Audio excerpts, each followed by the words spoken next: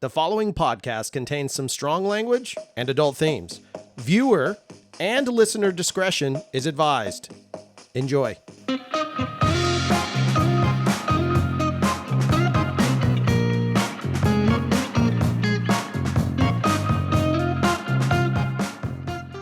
What's up, and welcome to another episode of One More Good Thing with me, Drew, also Drewzie Poozie, and the man who puts the dude in Ed Dudes. Ed. So, I totally thought you were going to say the Sharp and Sharpie. That's where that's better. All right, take two. Hold on. Beep, beep. Take two. Ready?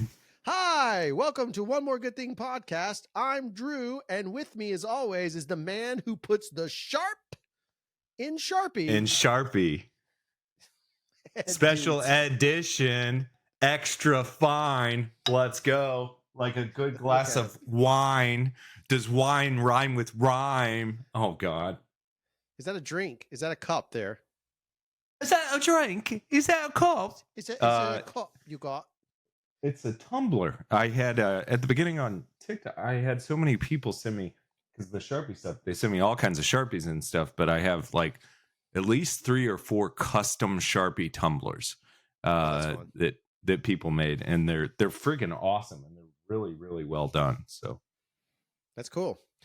So how's it going, man? We've had a little chat-ski back and forth. We have not yet really talked about this. We talked about it briefly with the previous episode, which it may come after this. I don't know when these episodes are going to come out, but we had something major happen, and that major happenness is that finally human beings around the world, boys and girls everywhere, can watch It's a Wonderful Day. So how's that feel? We haven't talked about this together. Like, pardon the strong language, but to use your words, we fucking did it, bro. Yeah. Well, it's crazy. I don't think you and I have really talked at all. We haven't. I mean, I know we haven't talked about it on the show, but we haven't even talked about it really well, I'm repeating everything you said. It feels surreal. And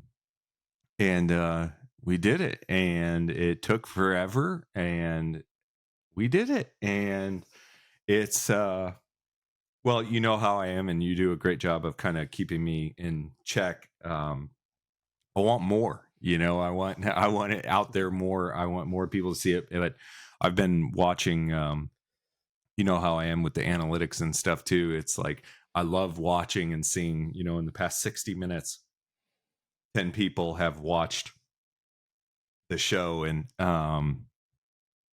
it's just cool. Our house is so filled with Miss Rachel, and her channel and everything. But it's so cool now that it'll roll from an episode of Miss Rachel, and then it's rolling into the Animal Alphabet or It's a Wonderful Day. And it's just really awesome to kind of be in that area. So, and there's much more to come. And I think it is a plug, obviously, for the show.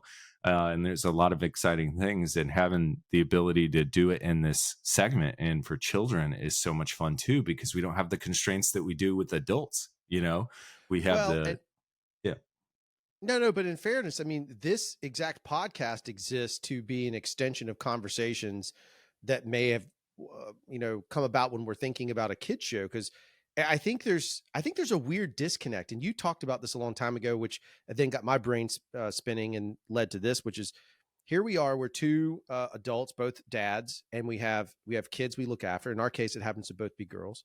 And so we're thinking about, well, man, where's this content that we grew up with? Kids are getting bombarded with lots of different stuff. And we turned around and said, or you did, and then I jumped on board because I love the idea.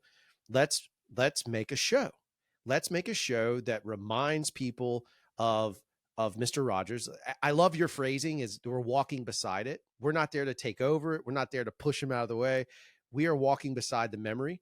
And I think what makes that even more interesting and more fun for me is that we created that. But then there's a weird thing that happens in kids programming, is you have adults creating kids programming. And as soon as those adults show normal adult vulnerabilities or reactions, I'm not talking about creepy pedo stuff. I'm just talking about general. I'm a human being. I consume alcohol from time to time, not in front of my, not, I mean, even in front of my kids, not like getting blitzed. But what I'm saying is, like, I'm an adult and I make adult choices and do adult things, but I produce content for kids. It doesn't make me a weirdo or a freak or someone terrible. I'm a human being that cares about my children and cares about the world. And I think what was interesting is we make that, but then we get to talk about things we learn about by making a kid's show on this podcast. And I think that that's, look, if we look at kids and we learn from them, they don't have the biases that we do, right? We've talked about that before. They're like these clean slates, tabula rasa or whatever it is, and they're clean slates wiped away. And what we impart to them is what they're going to impart back to us down the road. And so I think it's just interesting to be able to have these really raw, real conversations on this based on the show. So I love that the show is out because it just means that there's a little more pressure on us to keep doing better. And I love that shit. I love it. Yeah, and I think what's really cool too, and I think it was important because after, you know, the announcement that the show was finally happening, because it's, you know, been in works in different ways for a long time, or trying to get it made. And thank you for being here making it. But after some time after the announcement, some people were confused. They're like, wait a second, is it just a podcast? And what we had talked about, and I thought it was important too, we see a lot of this children's programming or whatever, but we don't see, like, I thought it was important, and I think we agreed too, that it was important that people know if we're on their television screen, if we're in their homes and we're trying to teach their children, you know, positive lessons and good lessons, I think it's important that people have access in a way to know who those people are. And I think, right, knowing that we're real people, that we're real dads, that we do real things that maybe real people don't really agree with, but maybe we do a lot that they do. And there's so much that, and we've talked a lot about this too. There's tons of talk of all these things that divide us in this world, and that gets all of this attention. It's like, let's have something positive bring us together. And there's so many good things to talk about, and lessons we can speak on without upsetting half of the population or whatever. Yeah. Everything doesn't have to be so. Everything doesn't have to be so. I use this term, and I don't mean it in any sort of gender way because I know it's part of that conversation. But everything is turned so binary. It's either a 0 or a 1. Like if you go back to what that origination means, and it doesn't have to be that way. We should be able to have a conversation. I think it's more important that the generations that are going to take care of us when we're old and shit understand that things are not like, we need them to have a better understanding of this world. We need to prepare them. We need to educate them and inform them. And I guess to your point, being able to have that rawness and that real conversation, both in a kid's way, when we have like real talk about kids stuff on the show, like Friends. If we go back to that, if we just talk about that for 1 second, I think some people may or may not have picked up on it. The big takeaway, we've talked about it before on first episode of the podcast, but more importantly, it's not about saying, oh, that person's my best friend. That's about saying that person is my friend. And maybe you have a close friend. But the idea was that we don't have to assume that everyone is your best friend, which also is to say that everyone could be your friend should you extend that out. And so we think of it as adults, how many of us have been hurt by a quote friend, and how many of us have that friendship pain is painful. But at the same time, if we didn't have that, we can grow. I just think it's an interesting dynamic. It's not so binary, like the world's so binary, but the reality, or people act like things are binary, but the reality of it is it's a nice, juicy gray middle is what the reality of life is. Yeah, and I think the ones, a lot of the times, the voices in the world that get pushed a lot are ones or zeros, and it's like where a lot of the population is kind of maybe somewhere in that gray area. It's like, who are these people talking? Who talks like that, or who talks like that? Nobody. I don't see that, and I think I've said this to you before. And a president of a company I used to work for told me, and it really helped me. And he was a super positive guy. And I was like, how do you know, what's a quote that's resonated with you or something? And he said, one of the things that he thinks about often is when you see all the bad in the world, or you watch the media and everything. And I don't believe he spends much time watching the news or anything like that. He's very well informed, very smart. He's a president of a major company. But he said there's so much good in the world. He said 95 to probably 98% of my human interaction out in public with my fellow human being is pretty good. Not like crazy and I just want a new car. Perfect. Right. There's those issues we have. He doesn't like stopping to show his receipt at Walmart either. But he's like, the humanity is pretty. We were at Target the other night, and I don't know exactly what occurred, but there was a older lady was laying on the ground and there was blood coming from her head. Oh, And no. there were 30 people around her, pulling stuff out of their cars to help her, waiting for emergency response. And I saw the Target staff, of course, come together, and I saw all these people in the parking lot come together to take care of this human that they've never met.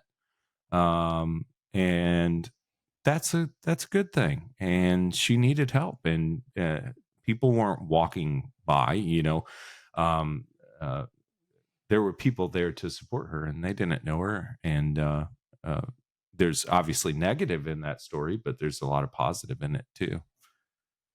It's interesting because what I wanted to actually talk about on this episode was relates to that, and it relates to the fact that you so courageously decided to go on this rampage and this mission to put out a children's show that was relevant. I think part of that's a response to you being a dad, but I wanted to talk about this idea, and we've teased on it before, but I think it's really interesting in this case to use that as framework.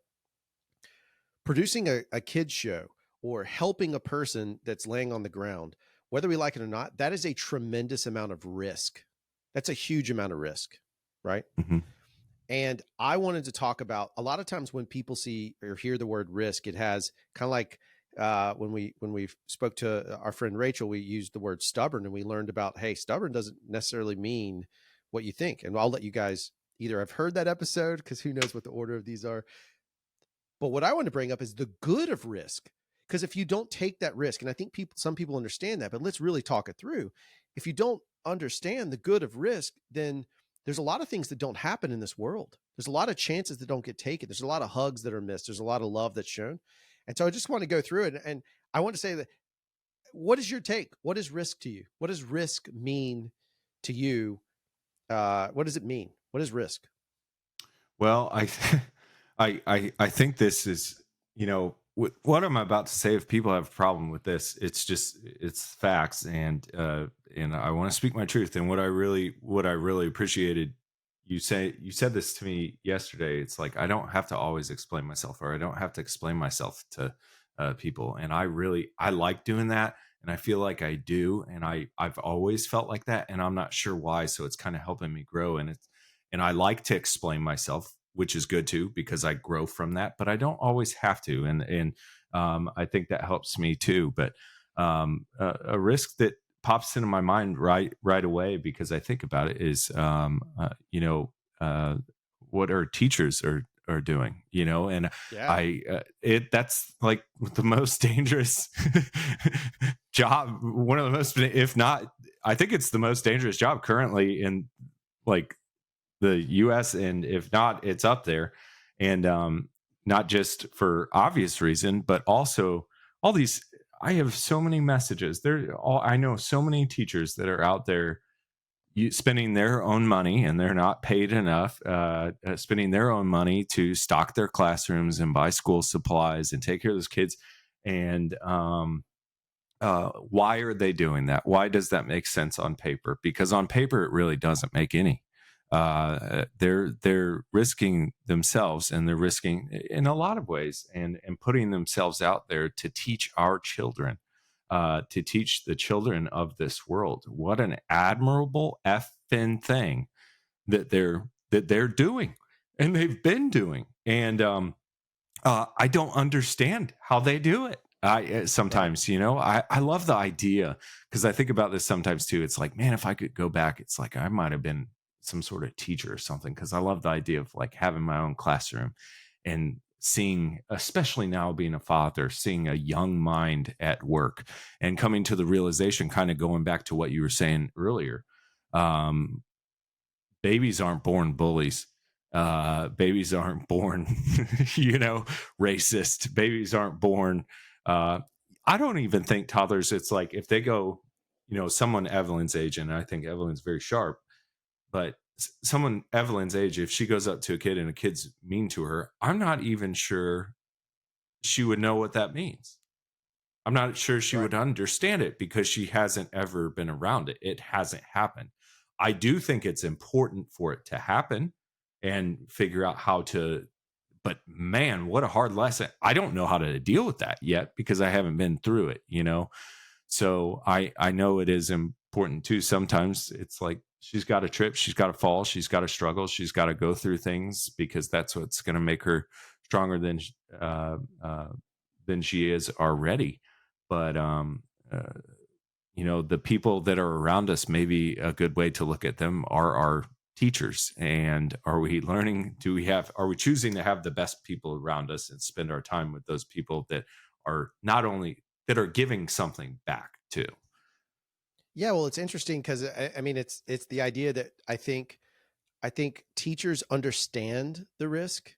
I think that maybe maybe someone graduating fresh from college with their education degree, maybe they don't fully grasp it, but they understand the risk. I think we see enough media. I think there's enough conversation. They understand the risk. They understand that they're risking, in many cases, traditional livelihood of making tons of money. They're going to risk that because they see the same way that we risk investing. Right. So if you and I talk about investing, like just making it relevant, would you say that buying Pokemon cards and sports cards is a good investment?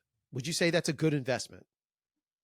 I would say if you buy them from me, because I'll make sure it's a somewhat good investment for you. And I only say that because I've sold a few, but no, I would say it's a gamble, but the hope and the excitement and okay, here we go.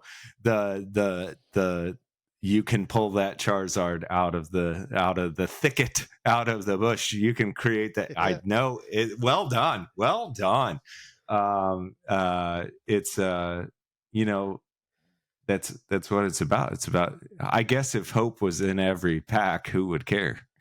That's it. So like, imagine that's the crazy part is like, we have all these teachers that are waiting for the Charizard. They're literally waiting for that one Charizard. And I'm sure that somewhere there's a connection. We talked about Miss Barber, the one that we read the little thing on, but they're hoping for that, to see that kid. And here's the craziest part. This is the craziest part. They're doing that. And they may not ever see that investment return. They're like buying packs and just giving it, like in our analogy, they're buying Pokemon card packs. They're giving them out to random people and they're hoping that who they give it to gets that. That's what they're essentially doing. Right. Yeah. Here's your tools. Yeah. Here's your tools that we're providing because we're not getting paid enough, and they're just going out and doing it. And what I like is that they're starting, that I'm seeing it more and more, and I'm seeing it, and they probably have been screaming for help for the longest time. I think the ones that, okay, so the people who chose to do it, the people who chose the noble cause to be a teacher, who are heroes. And I've had plenty of issues with teachers throughout my life, and I'm sure they've had plenty of issue with me. But when I think back about it, I was like, gosh, I was such a little shit. I'm so thankful for those lessons. And my fifth grade teacher, and I think of just all my teachers, how much I learned from them, and they were pushing me, and they're like, come on, dude, be a Charizard. Don't be a reverse hollow blast, I don't know, Squirtle. Like I like Squirtle. I love Squirtle too. No offense to Squirtle culture. We support Squirtle people, whatever. I love that. No one Google that. Do not Google Squirtle culture. It is not safe for work. It sounds really weird now that don't do that. Everybody don't do that. Thank you for being here. We'll see you next time. But how amazing is that they're doing that? And I often wonder with the way the world is and things going on and everything. I wonder if teachers, really understand. I think because a lot of them are so humble and doing this for the right reason and teaching for the right reason. I hope they don't forget how much power they have. I hope they don't get down. I think I told you, I might have told you this. I had a bigwig of some school board or school association or something of an entire state um, uh, reach out to me, ask me if I was interested in doing like a closing keynote speech at a conference Mhm. for teachers. And so I got it, and I was like, "Oh my gosh, I'm a little anxious and everything." And I've spoken in front of big crowds, but never to um, like for children. And I assumed that they wanted me to talk about the good of social media, the bad of social media, what are our kids seeing, what are they not seeing, what's out there, what are some good things we can tell kids who are absorbing all this content out there because of what I do, or one of the things that I do. And what was really devastating to me, I went through this whole spiel on what I would talk about and how I would talk about it. And the person I was speaking to said, "Oh no, you're not helping the kids." And I was like, "What?"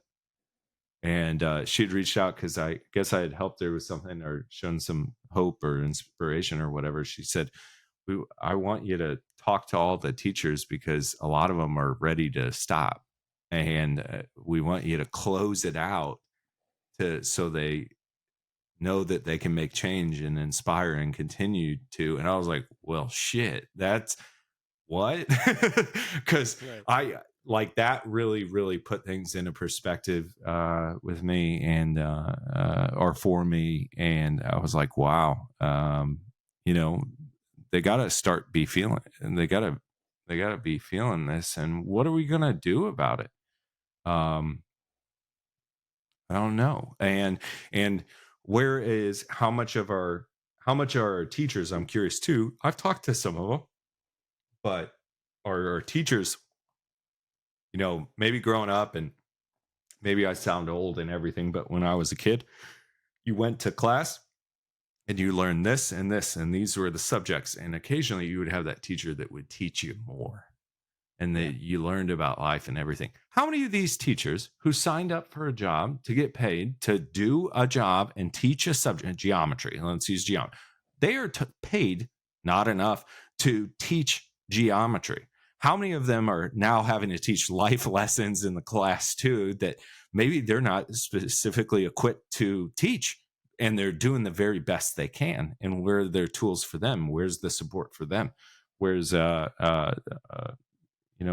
where's that at? And so I think it's interesting. And I think being on the side of the teachers and is a good side to be on, and to fight for our teachers. I think we should do that.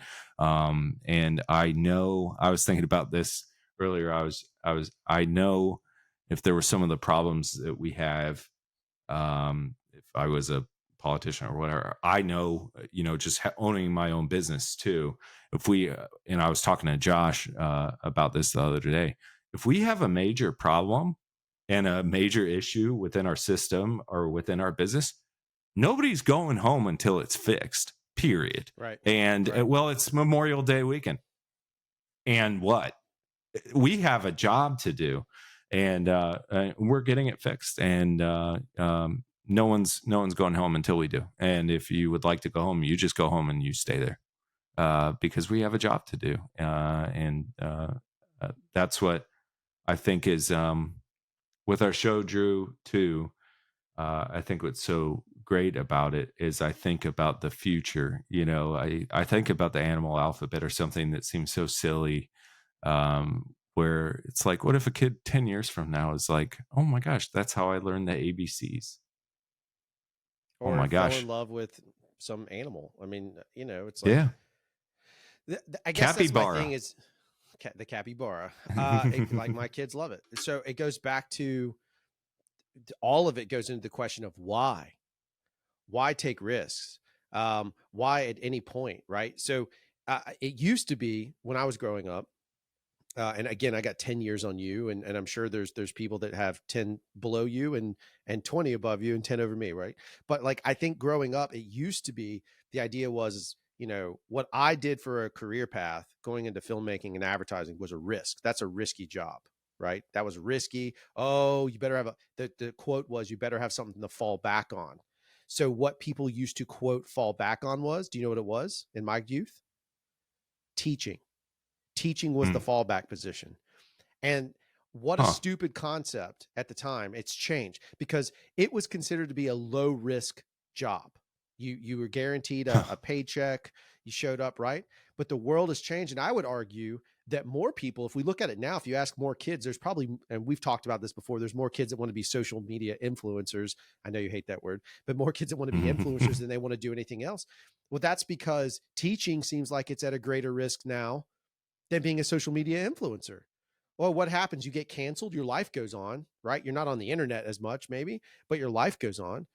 If you get canceled as a teacher, and I'm sorry, this is a terrible statement, the teacher's probably done something heinous, or something heinous has happened to the teacher.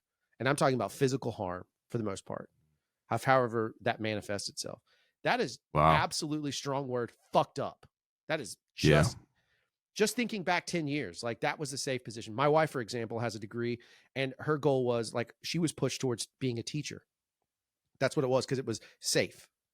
And I would argue now that's a very difficult job. And the individuals that take on that role, as you said earlier, I mean, that is noble. That is a level of, it's loving something so much that you're willing to put your life, your livelihood, and potentially your family at risk to do that. Not to take away from the military or firefighters or police officers, also risk. But I mean, in this sense of like, those have all been associated risk. When you say those words, people immediately say risk. But I don't think they think of teachers in that way. And there is a huge risk there. And it may not just be a physical side. Let's just talk about, like, are you going to be able to pension out and retire really well? Probably not. I mean, it's a lot harder to build off of. You're going to be in the middle class run for a long time if that's your primary and your only source of income. That kind of stuff, like, just generally. So my question is, why? Why take the risk? What do you think it is? Why do you think human beings will take that risk? I think a lot of them, maybe I'm comparing it to my own risk, I guess, in making the show or pushing so hard on the show and everything. Whereas if I don't do it, and I don't do it, I'll regret it forever. And I don't feel like I have a choice in my soul. I feel like it's something I'm called to do, and I have to do it. It's not an option, really. And I think we can't. I think teachers are our best believers in the future and hope. And I think that's what makes.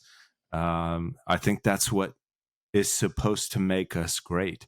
That is supposed to wonder and dreaming and human achievement. Think of the things that we've done when we've come together.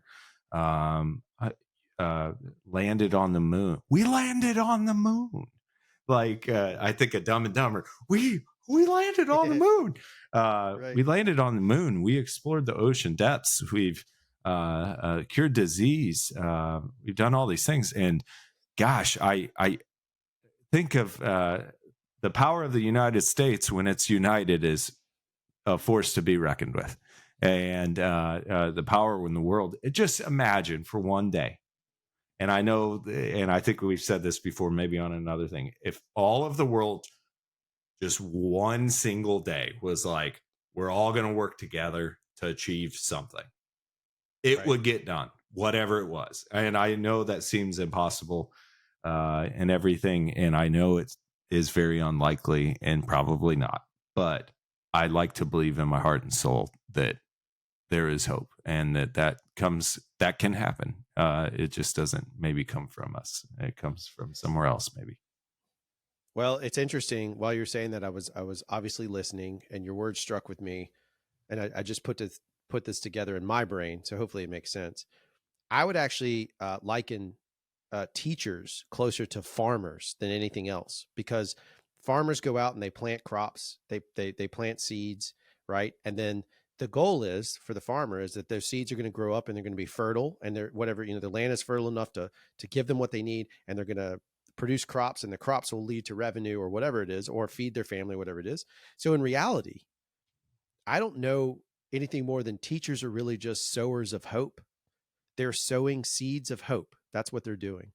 And sometimes those seeds grow fast. Sometimes it's and sometimes those are there's like those oak trees. They're still growing, like redwoods. They're thousands of years old and they're still growing. Like it takes forever. They may never, they may not ever see them reach total, the true fruits of their labor may not directly be seen, but that's what they're essentially doing. They're sowing seeds of hope. And I think that in doing that, back to the point, that's a huge risk. And there has to be some level of it. I think that anyone who's willing to take any level of risk, I do believe that there has got to be some joy from that. Otherwise we wouldn't do it. Right. I ride mountain bikes down hills very fast towards trees. Not as much as I used to. I'm still ride, but I mean, I've backed off my risk after some things have happened with some friends, but and I've gotten older and it hurts more, but I've backed off. But the risk of doing that is something that I don't know. I need it. I need that dopamine hit. I need that release. It's the same way with the risk of my business. Owning a business is a risk. We know that. You and I have talked about it. We talk about that a lot offline, folks. That's one of me and Ed's biggest topics. But that's the risk of that too. So I think it's interesting that there's got to be something. God, I wish we could just pop a teacher in for an interview right now. Maybe we'll do that on the Riverside for this episode. Maybe if we can find a teacher, we'll just get them to join us on Riverside and we have that chat. But I'd love to hear their perspective. I just want to know. Now I'm curious. Yeah, and I'm curious. And I teachers have. I think it's important, and I just want to say it too. It's like, you teachers out there, you remember the power. Remember the power when people come together. Remember the power when teachers come together and they say, you know what, we're not putting up with this, and this is going to happen, and this is what we want. And sorry, we're not sorry, and this is what needs to happen. These are the tools we need to do our job. And that might frustrate some people. If it does, then you're just frustrated, because I believe in them, and I was taught to do that. They didn't beg me to like them, and I think that was good too. I think that they didn't need me to like them. They needed me to do what I needed to do, because they were trying to make me a better person, even though I was a little shit. And that's God bless them. God bless them. And I think that's what makes a good friend too. We should yearn to learn and be around people that teach us. You challenge me all the time, in my thinking and my brain, and us getting to know each other. You make me a stronger person. I'm not trying to gush over you, but you're like, no, Ed, I've been through this shit. Doofus, don't do that. Don't do that. You don't need to do that. Don't do this. And you told me something about learning not to undersell yourself, and I've been dealing with some things and some business stuff and some other stuff, and finally starting to stand up for myself. And it's not working out all the time. In fact, lost a lot of people because of that. It's like the time in my life when it's like, you know what, this is not okay for myself or my family, and this is our decision, is when a lot of people left. But you know what? I learned a lot from those people. I learned a lot from standing up for myself, and it felt good and hurt all at the same time. And I think there's, I'm sure throughout this talk, everybody's thought about their favorite teacher. I feel like a lot of people are like, okay, here's my favorite teacher. Oh, I didn't really like them. But I hope you find the thing. I think sometimes the one that sticks out as maybe your least favorite is maybe the one who taught you a whole lot, that if you really think about it. And yeah. I think it's interesting. I have my little notes over here, and one of the things that I wanted to bring up, and it applies to teachers especially, I think about the ones that really I had a few misses. I really did. It was more on the collegiate level. I think up through high school, I was very blessed with, I had wonderful teachers. The majority of them believed enough in me to push me and all that stuff. But the reality of it is, uh, friends, teachers, anybody, business partners, relationships, and that, I think one of the greatest risks that we run into is when we have too many people around us that aren't honest, meaning basically the cold straight phrase of saying it is like a yes person, because a yes person is lying to you. A yes person is not telling you the truth. And when a teacher doesn't operate like a yes person, it pisses us off, especially the older we get to where we're starting to form our brains are kind of melding together or whatever happens. I don't know that whole process, but we think we know more than them because we're living it. But the reality of it is they're not being a yes person. They're not there to be your friend. They're there to be the person that leads you, and making sure that we have those people in our lives. It's a risk to find them, which we've talked about before in previous episodes, but the risk of being dishonest, not being that yes person back to somebody and being like, Ed, I really think you should shave your head. That's not a real one, but still. Okay, like, good. If it would be more like, Ed, you have lice. The only option is to shave your head. Then we'd consider that. Or shave your beard. Because you're lice beard. You have a lice beard. I have a lice beard. Anyway, point being is like, it's the risk of being dishonest. That's the real thing that I think, to what you just said, just reinforms it. I think it's just interesting. You don't get to see these topics. We just have a convo, but and how much, a lot. I'm so glad you said that too, because how interesting is that? So I find myself sometimes afraid with having lost people or whatever. I find myself sometimes, we talked about this before too. It's hard being honest, or it can be very hard being honest. And it's scary sometimes being honest, because you might lose something. But, how much bullshit is out there, because people who have gone their whole life serving others, they finally stand up, they've lost a few people, and so now they're like, I'm just gonna do my thing, and they don't think they are allowed to have a voice. I don't. We should be receptive of constructive criticism better as humans, and we should put down.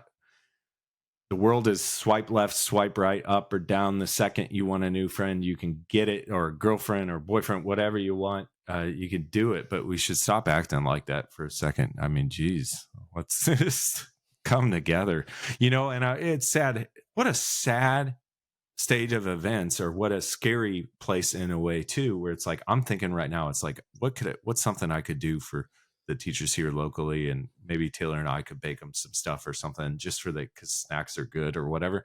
And then I was like, how are they they're not gonna approve us dropping off, some random people dropping off snacks made for all their teachers, because it's like, did you do something to it?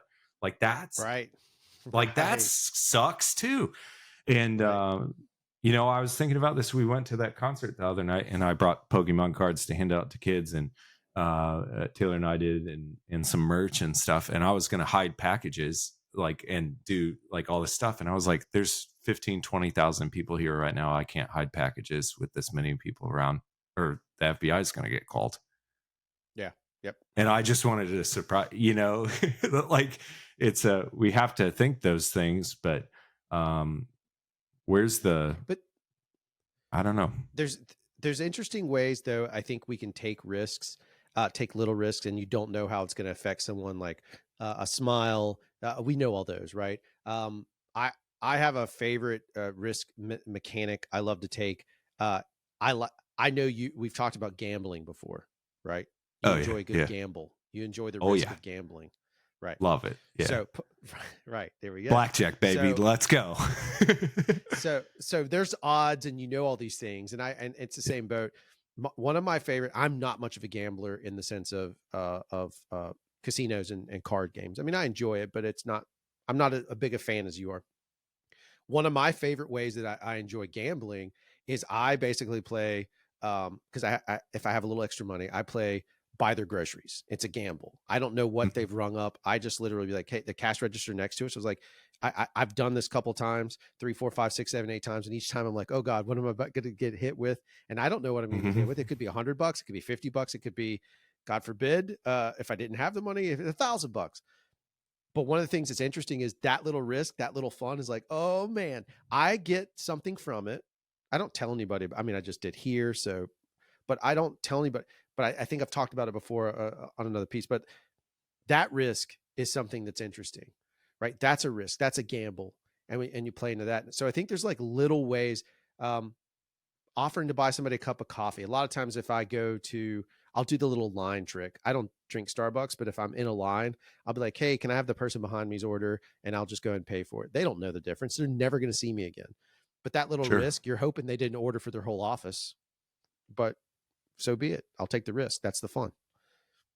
Well, it is fun, and it's okay to do it and talk about it, and get excited about it and feel good about yourself. I don't know a lot of people that honestly, it's like, oh, I do something good for somebody else and I get nothing good from it. It's like, we want to feel good. We want to feel like that's a nurturing, when you get a hug from someone that you love, when you get like, that feels good. That's like a hug for a stranger, but we're not advocating just randomly walking up and hugging strangers. That could end. Don't do that. Don't do that. That would be bad. It could be great, but chances are it's probably not going to go well. Yeah. Probably be weird. I just think it's a fascinating bit. I heard this quote from, I was talking to you about this documentary I watched, and I heard this quote on it, and I want to read it out. I have 2 pieces. One will be the closing thoughts section, but this one, I'm paraphrasing. I do not know if he heard this from someone else, but I heard him say it. It's from a guy named Manti Te'o. He's a football player. If you guys don't know his story, he got catfish, and it's a tough story, but you listen to it, it's interesting. He said this. He said, do you know what the difference is between a hero and a villain? The difference is heroes and villains both face adversity. And the difference is one chooses to hurt someone and the other chooses to love. Damn. And in my mind, I sat there and thinking about teachers and thinking about relationships and bits like that. So a lot of times we take heroes and we put a hero on this big pedestal build up. But if we just apply this concept and it's that simple, you're a hero if you love someone, then you show that love. You're being a hero in that moment, right? And it's a risk for you to do that. It's a huge risk for you to turn around and be that, because it's easy. The low-hanging fruit of life to me is negativity. Negativity is sweet. It's sweet like candy, and it's just on the bottom of that tree. You can reach up and grab it. But the really good stuff, the stuff that's really going to make change and do all kinds, you got to climb up that tree. It's a risk. You're going to climb up there, but you've got to go for the good stuff. Being a good person, the good stuff is to me in today's culture a greater risk than being an asshole. Yeah, well, and first of all, I love it, and it's brilliant too. And what you're saying too, it's like, I feel like a lot of the time, watching TV, we're like yelling at the top or screaming at this or that or whatever. It's like, guys, this starts, and you're a teacher to me, Drew. I teach you some things, I'm sure, or we've taught each other plenty of things. All Pokemon stuff. Pokemon, there you go. And that's a good thing. It's like you buy it next time you see, it's funny because I end up in the card sections. If you're going to see me out, that's where I'm going to be. I'm going to be in the Walmart toy or card section or looking for cards. I'm always there. And it's usually me and maybe some guy that's about my age, and it's like, so what are you doing? Or what are your big hits? And we're talking about it, and it's like a mom or a dad with their kids that are 7 or 8 years old, and we're like looking at them buying something they shouldn't buy, and then we're like stepping in. It's like, look, Dad, you don't want to buy that one, and actually you need to invest a little bit more money. It's like, how the hell do you know? It's like, dude, we've been doing this forever, and I can't tell you. Taylor just rolls her eyes because I end up in the card aisle, and I'm like, bro, you don't want to get that. And I'm like talking to they're like, yeah, but I like the Ampharos GX. And I'm like, yeah, but it's a battle deck and you're not going to get any value out of the cards. And the uh but I like I that. love you, I man. think oh I really love you. I'm sorry. That just made oh my day. I just sorry to interrupt. Go ahead. Please continue. well, thank you. But I get, and I appreciate it. But I'm not even like saying it for you love me. But I've saved people's money in that section because I'm like, what are you doing? Even thinking that that's going to work out for you. I've been through this. I've been through all these trials and tribulations of those garbage packs, and you need to head this way. And I don't get to. What's so cool about that, Drew, is I don't get to see the result of that. I don't know what that pack looked like when they opened it, but I know at least I tried to send them in the right direction. And I can't control what's inside the pack. Whoa, this is all coming around. Can't control what's going to come out of it, but I do want to provide what I know and the lessons that I know to try and help them and put them on the right track. Yeah. Well, that's a good point. It's a very good point. I think that uh I thought about it this way is the risk of and we can change the word loving to also being teaching. Doesn't matter. I'll read it with teaching, but loving applies. But the risk of teaching something to someone somewhere is vulnerability. That's the risk of teaching, is vulnerability at the end of the day. But it's that same risk. It's the risk of that teaching, or rather the risk of that vulnerability that makes the teaching or the love genuine, right? So without that Yeah. risk, if you don't take the risk, then it's not going to end up being genuine. So at the end of the day, we look back, we think about the teachers that, or the friends, or the parents, or the weird uncles, the people that that took the risk to teach you and show you something are the ones that, I mean, you can tell that that was real love because they're really putting it in. It's not just a paycheck, and that's for anything. That's for any business. I mean, it could be anywhere, whether it's your favorite actor, the ones that really love what they did. I mean, we look at it that way. It's someone that really put in that much effort. If they really loved it, it comes through. You can feel it, and you know that they yes, they got paid, but it probably wasn't just the only reason they did it. Well, and They wanted how to put something interesting, off of everything that you just said, how interesting is it? I can't think of, I can think of a lot of occupations, a lot of people, a lot of adults, and a lot of really great people that risk for their family, in whatever way, and they risk for the family. Teachers as a whole, I'm getting goosebumps right now because I'm thinking, and I've never thought about it like this. Teachers as a whole in an occupation on a daily basis risk for all of our families. Ugh, wow. And they always have been. And if it ain't getting better, the risks aren't getting lower.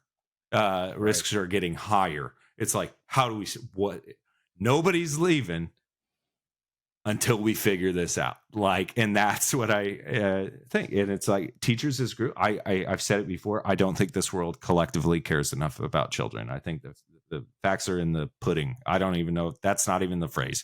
But I know that teachers are doing their damnedest, and eventually, like they have to take care of their own mental health too, and they deserve to be able to do that.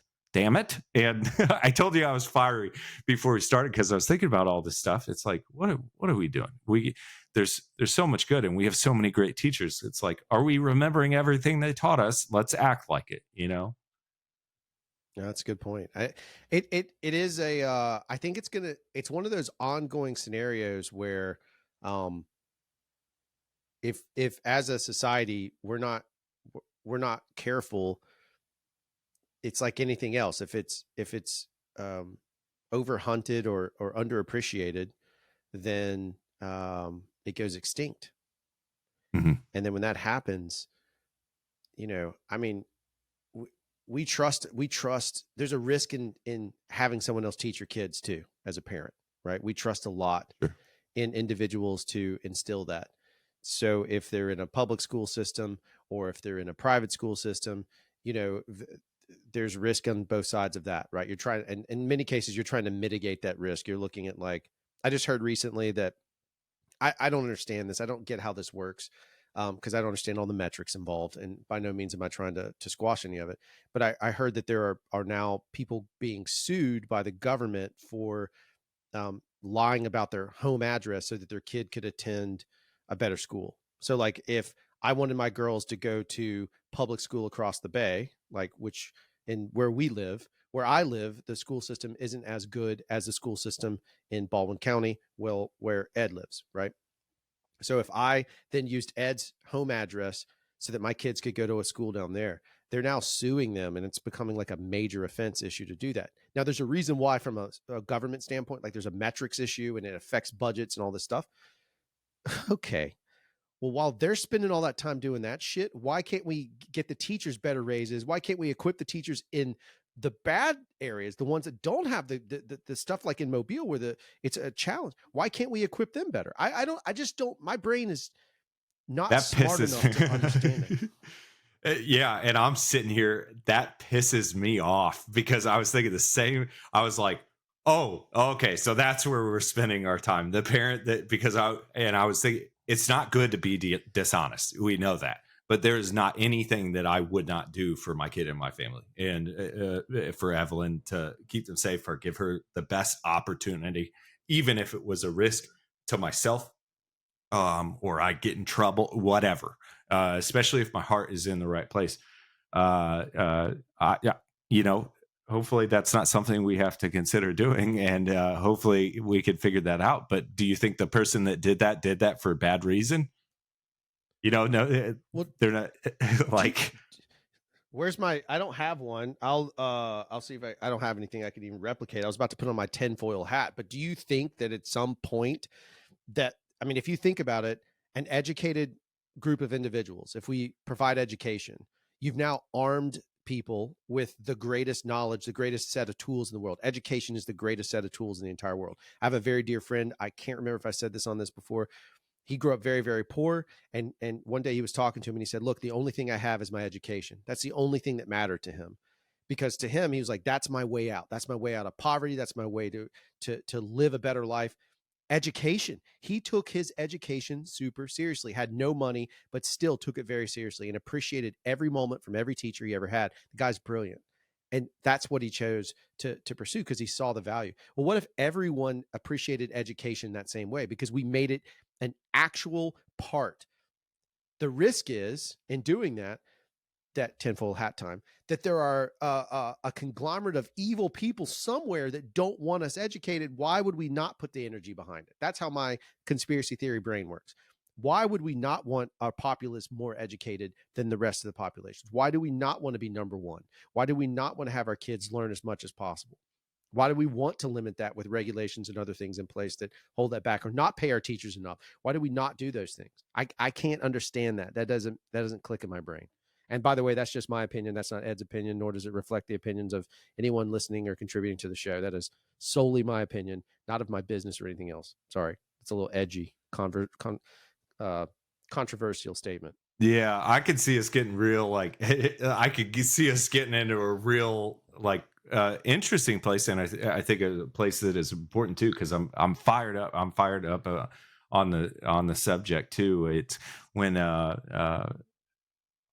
I think part of the reason, I think to people in power, I think for people in power, it's scary when somebody who doesn't have that power has a voice and the ability to push back. And I think it's what makes, one of the many things that makes this country awesome, is that you can go out, you can get a education, hopefully, and you can challenge the system. We're supposed to do that. We're supposed to challenge one another. We're supposed to make each other grow.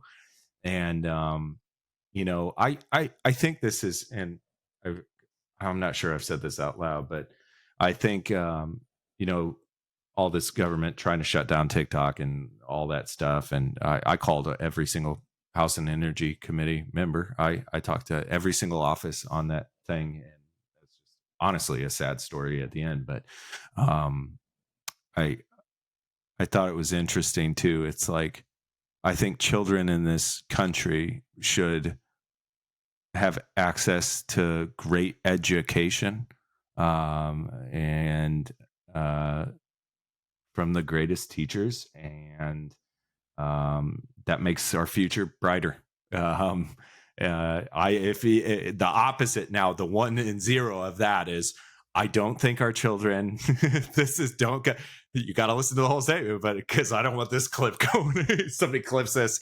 It's like the opposite of that is, I don't think all of the children in this country should have access to great education. And I don't think that'll make the future better. That's the opposite, I guess. Well, so that's what I guess for me, I have a tough time if we look at it from an investment standpoint. It's like training if you're talking about a business and you train the people, or the military, the perfect machine, and you train the people to accomplish a task, you will have some that won't be able to, and but you're gonna have far more that will succeed, that will lift up everybody else. So why not make education the number one most important part of our country? I mean, why not? Because then all of a sudden, if our education is pushed forward, then everybody grows better. And if everyone's growing better, the investment into those individuals and our culture and our dadgum society gets better. It's just, to me, it's simple. I just can't wrap my brain around it. And every time it comes to, I am apolitical as it gets. And every single time I go dig down the line, and that's who I end up voting for, is who I think is going to maybe do something for education. And I feel let down, and I've been failed on every single time, whether it's on a civic level or a national level. I vote based on who is going to provide the best amount of education for our kids, because that's the investment towards the future.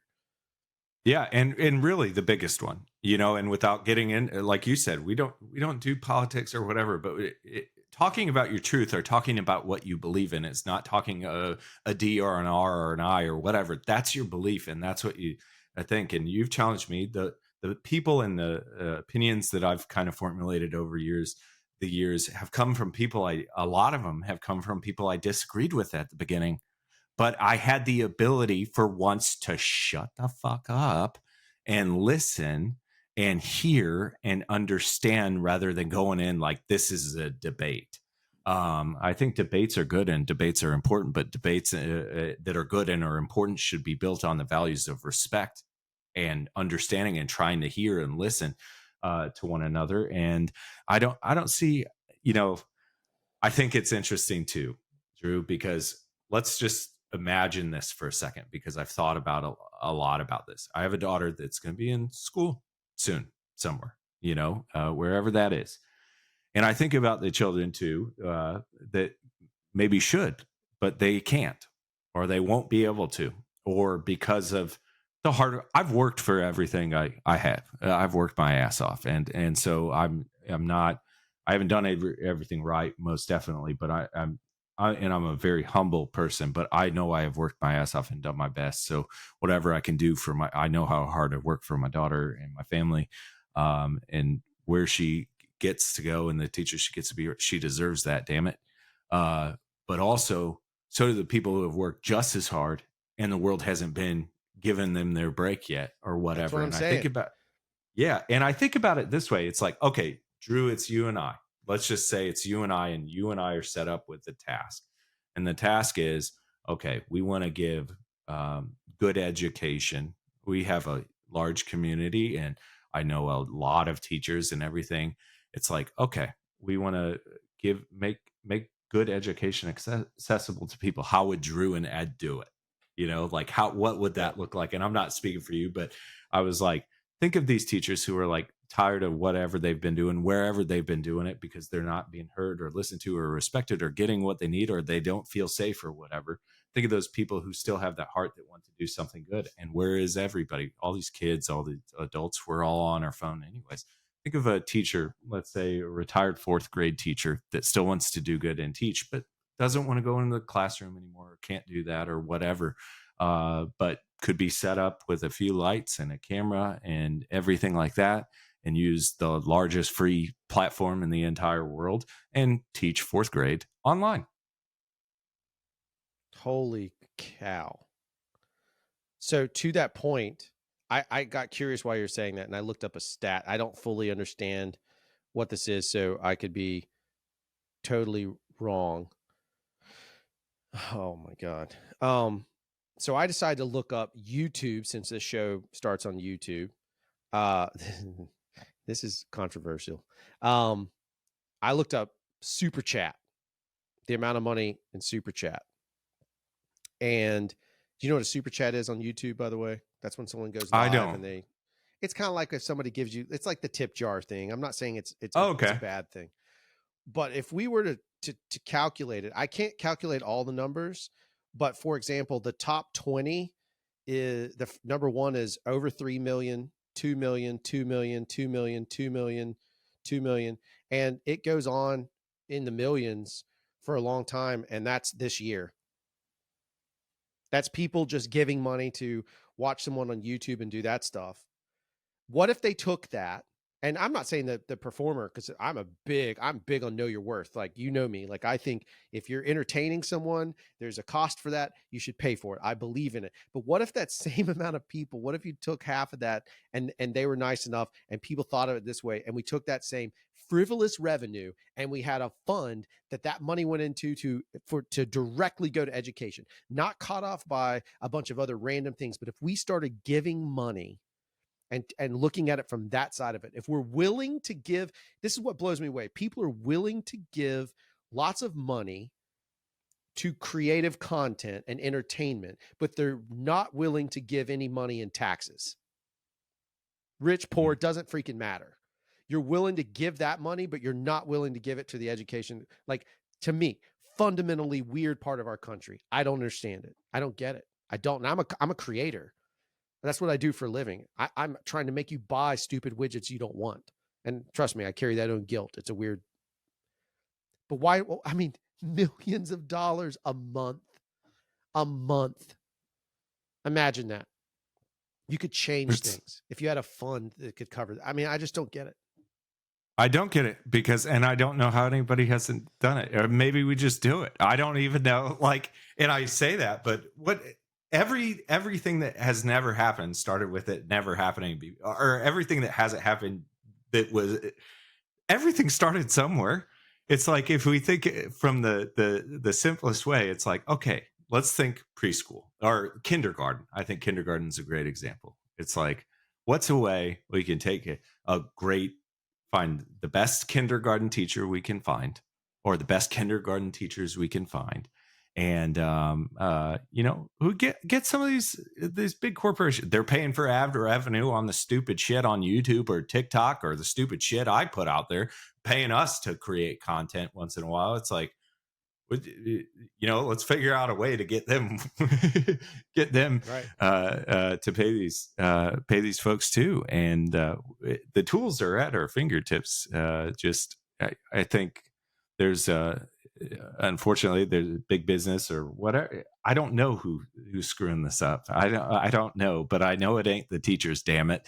And we've spent a lot of time talking about the teachers, obviously, because they're probably the ones that are going to be the age group that's going to be listening to this. What the children like, oh my gosh, like we gotta protect our teachers to protect the children. We gotta protect our children to protect the teachers. We have to protect one another to have teachers to be taught to learn how to protect them. Yeah. Like, I don't, it's crazy. Wow.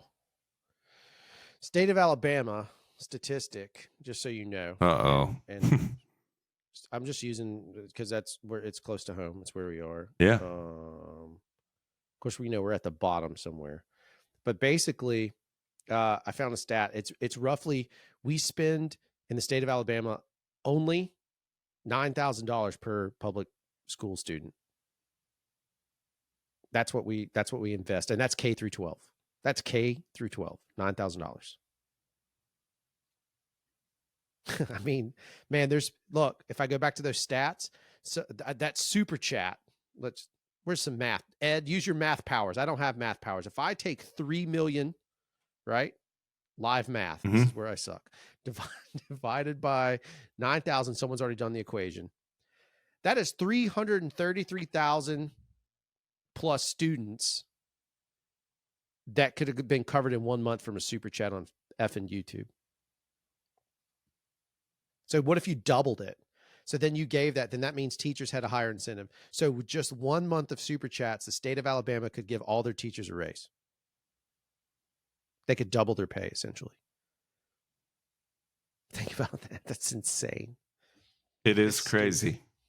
It's crazy, and it's real, and it is out there. The solution is out there. But this is the thing too. It's like there are probably going to be people who watch this, and maybe not. We'll see. But there might be people that watch this. They're like, oh, these two or this or that or whatever. It's like, hey, you know what? You got an issue with it. At least we're trying.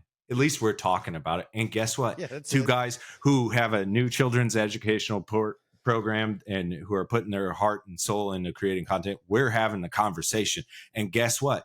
You and I aren't supposed to be put on that pedestal where we're held responsible for having that. If there was a solution, they should have solved it. Check out the hooks, because Drew and Ed are revolving it, because you guys haven't figured it out yet. Damn it.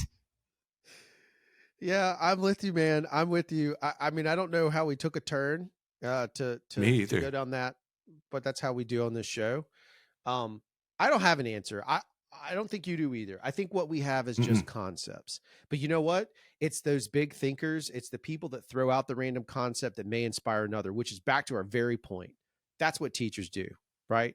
They put this idea out there, you take it, and they hope you run with it. They are just as I think we're attempting to do, and I think many other people on this planet are attempting to do, but teachers at the core of it, we are all trying to just sow seeds of hope. That's what we're trying to do. And we hope that someone else comes along and they can take that and go with it and grow something else and feed more people or whatever it may be. I think it's important. Is there anything else you want to say before we kind of wrap it up? Because I think if you and I go any further down this path, we will probably get angry and there'll be red faces. My face is already red. Mine too. On my way. I'm on my way. Believe in the power of your voice. Believe in the power of the future. Believe in the hope that can be found in it. Remember the heroes all around us. They're in our schools, hopefully, and it's just, damn it. There's so much hope, and I've taught that from my teachers. I know probably a few of them, maybe my old ones will see it, and I want to make my teachers I grew up with proud. I want my teachers to be proud of me. I'm sure they are. Well, the only thing that I could say to close it all out, and this is for everyone watching, this is for everyone listening, but more importantly, this is for all of you out there that are teachers that have taught, current, retired. Maybe you're in school headed towards that way, or maybe you're just inspired to become one. Thank you from every part of my heart. Truly. Thank you. And don't forget to like and subscribe. And I was gonna hit. And if you're still here and you appreciated all of that, you amazing teachers, you know what? I'm gonna teach you all a few things. Okay, here's what I'm gonna need you to do: hit the like button, hit the follow, hit the share, send it to everybody, and that'll be good. That'd be great. Sorry. We'll see you next time.